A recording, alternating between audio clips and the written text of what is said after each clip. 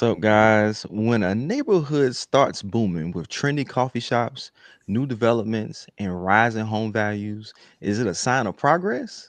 Or is it a warning sign that long-time residents may soon be priced out?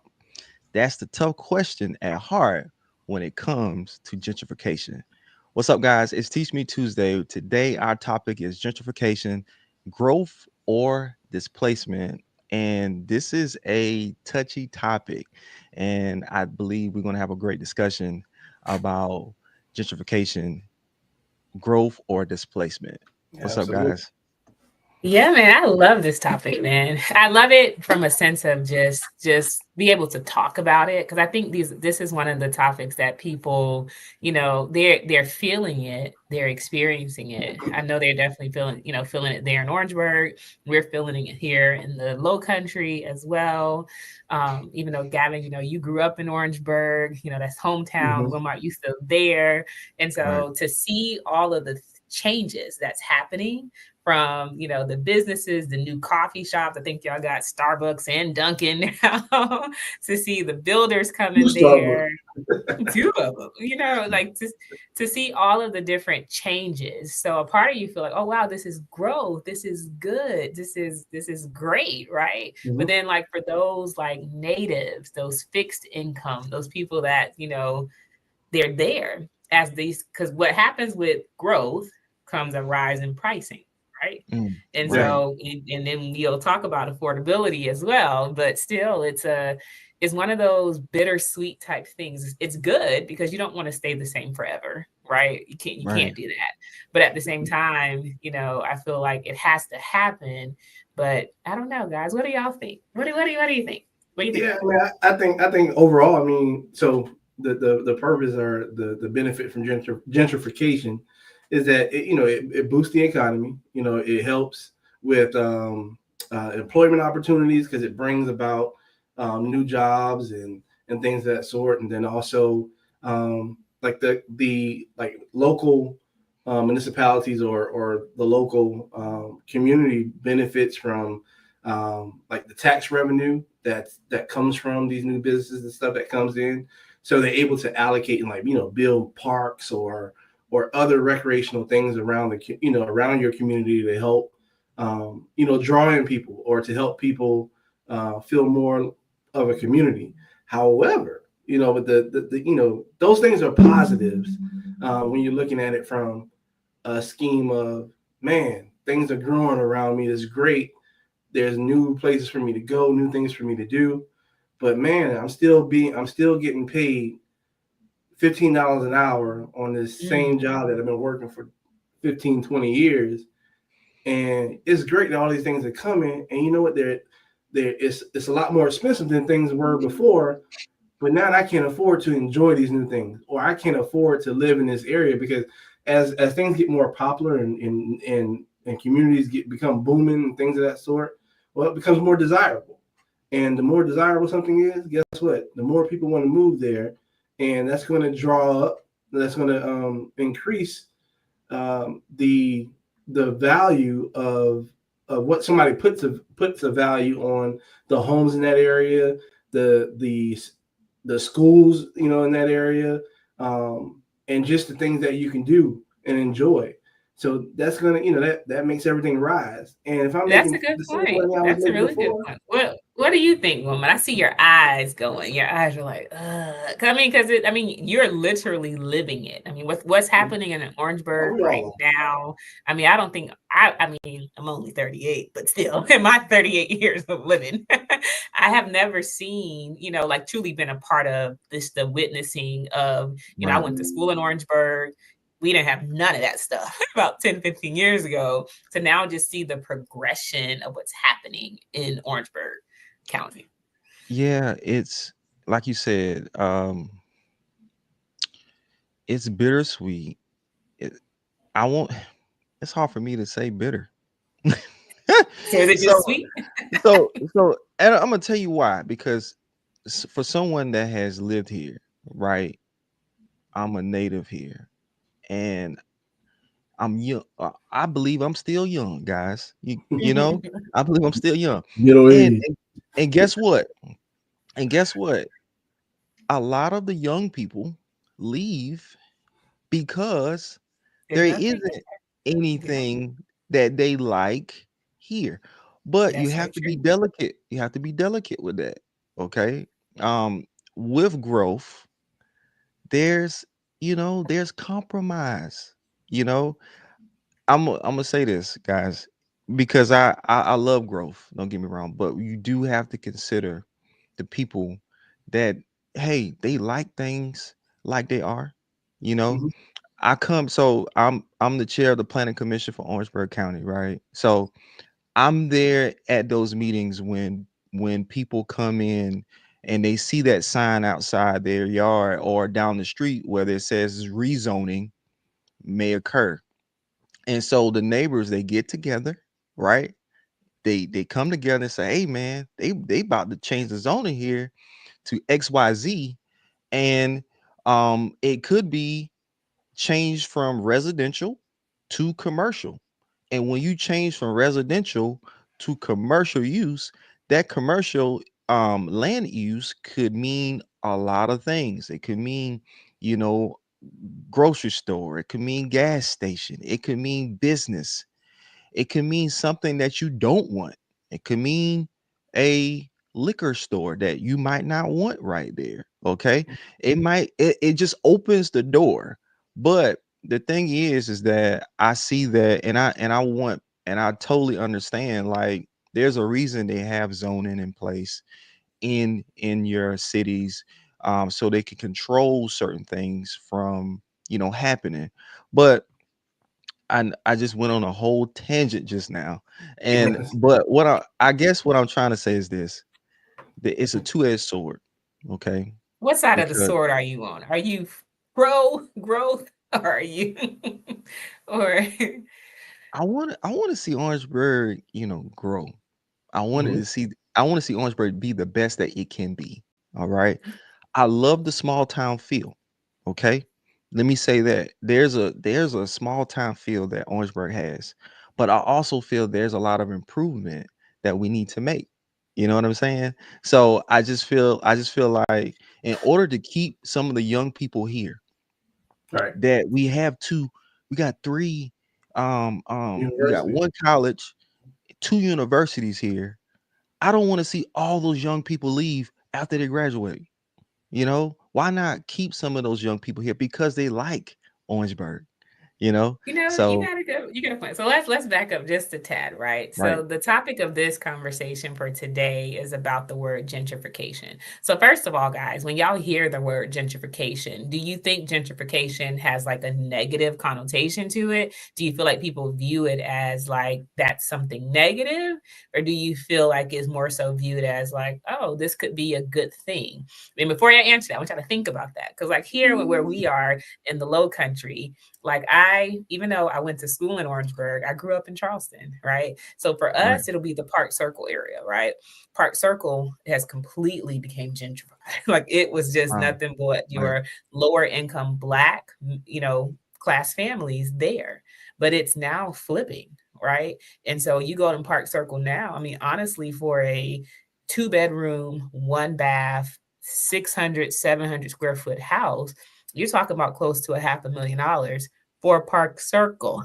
right, right, And so what you're seeing a lot of um the older, more I want to say black, but honestly, to be honest, it is a lot of your lower income blacks or something like that. They truly are getting displaced right. because as they're developing those areas, they can't afford the upkeep, Pro- they can't Property afford the taxes. taxes, they can't afford, Right.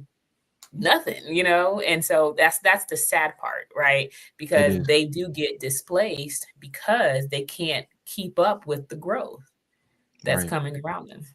So what do Yeah. you guys think? Do you think that's a good or bad thing? What do you think? Yeah. I mean, again,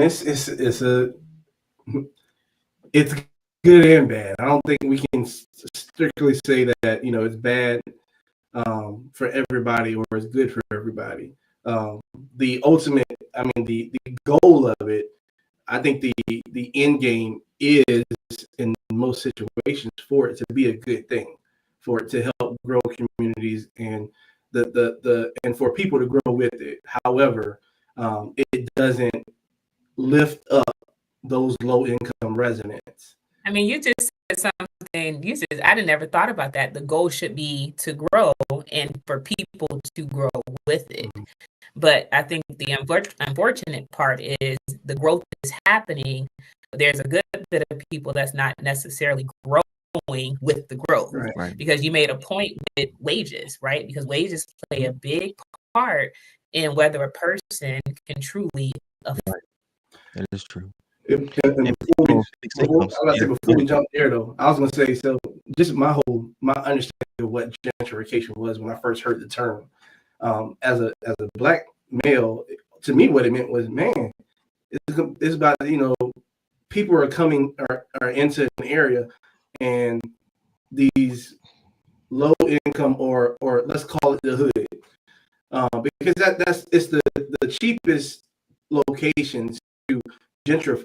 The true thing about gentrification is the hoods. Where we grew up, the low income neighborhoods where you have Section 8 housing and things of that sort, or it's just not highly developed. There isn't a bunch of booming businesses and things of that sort. So the land value is cheaper, or it's cheaper for you to come in and redevelop that area because you can acquire it so much cheaper than you can acquire land in somewhere that's already has some things developed. So typically in the world that we live in, the people who have the means to do that are Caucasian.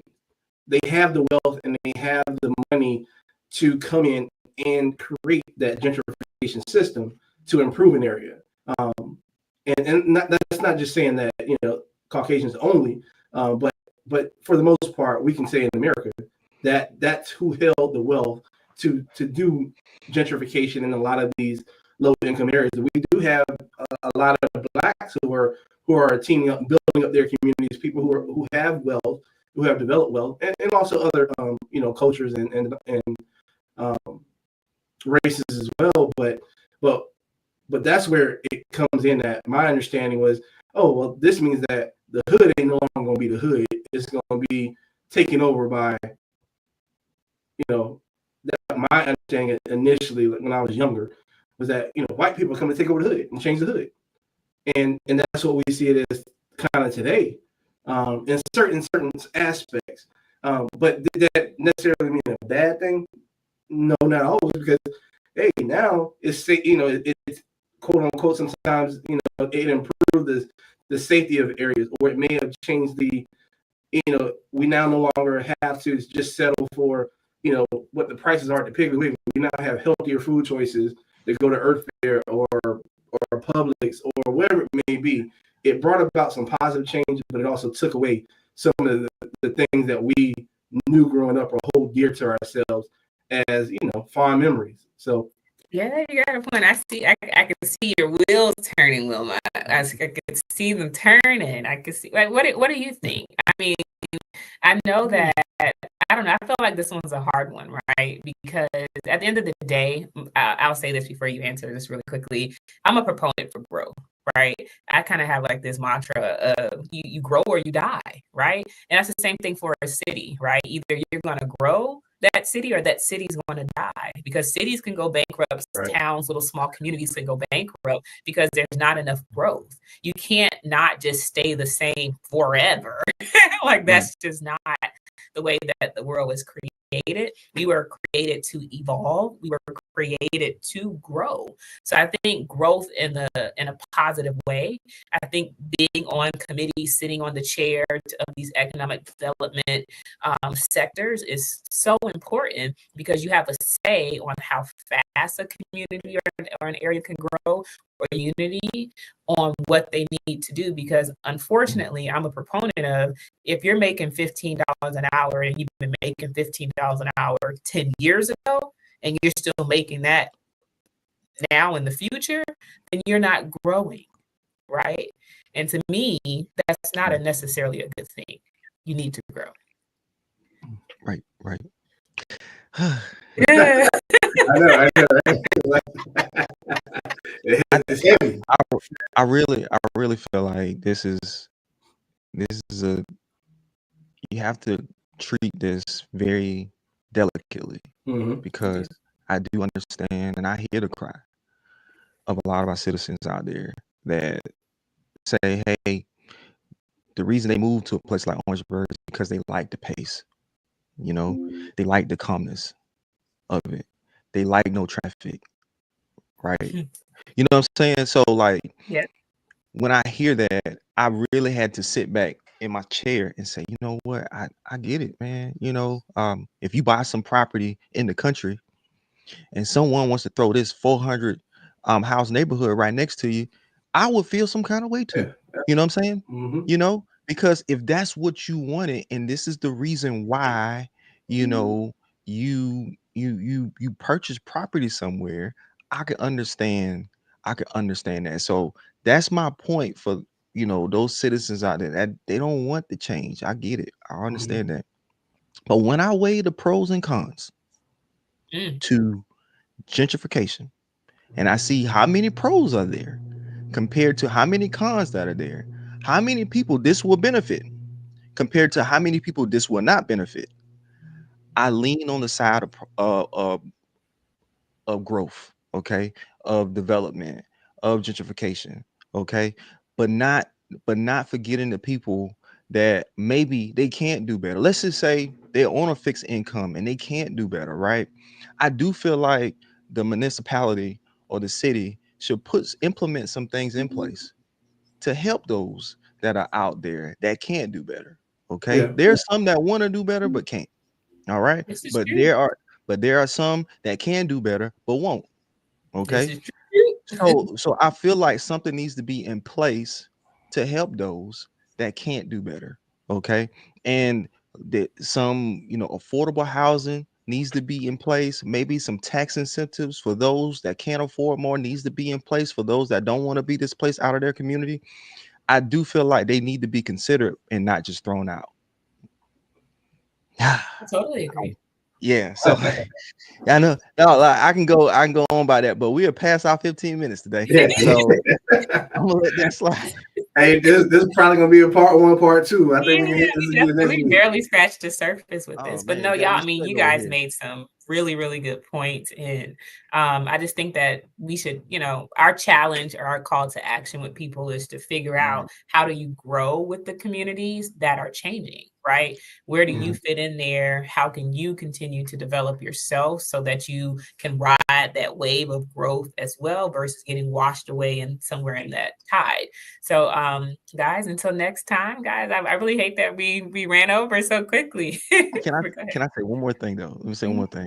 One of the things I do love though, when let's say a business wants to come into the area and they want to, let's say, put a business in the area, bring jobs or whatever, they involve the community, you I know, like that. they involve them. They talk to them before they come to them. They don't just say, all right, we want to change the zone and let's just go to the zoning meeting. They have a meeting with the community first Mhm. and say, hey guys, we want to be a part of you guys. You know what I'm saying? We're not trying to push you guys out, but we want to be a part of you guys. So for instance, like what Gavin said, right? Gavin was like, hey, you making $15 an hour. Hey guys, we're producing jobs that's going to pay more. There All we right. go. Hey, grow with us. You know what I'm Grow saying? with us. I like Grow that. with us. That should be a model for Orange. Grow with us. Wilmot running for town Stop it. council in I ain't running for Oh, '23. nothing. I ain't yeah. running for nothing. Next mayor, governor. Stop it. But Stop no. it. Well, good deal, y'all. Well, until next time, guys, like always, if you got anything that you want us to discuss, definitely send us a message, direct message us, call, email, text us on any of our social media platforms. We'll definitely see you guys next week. Have a great one.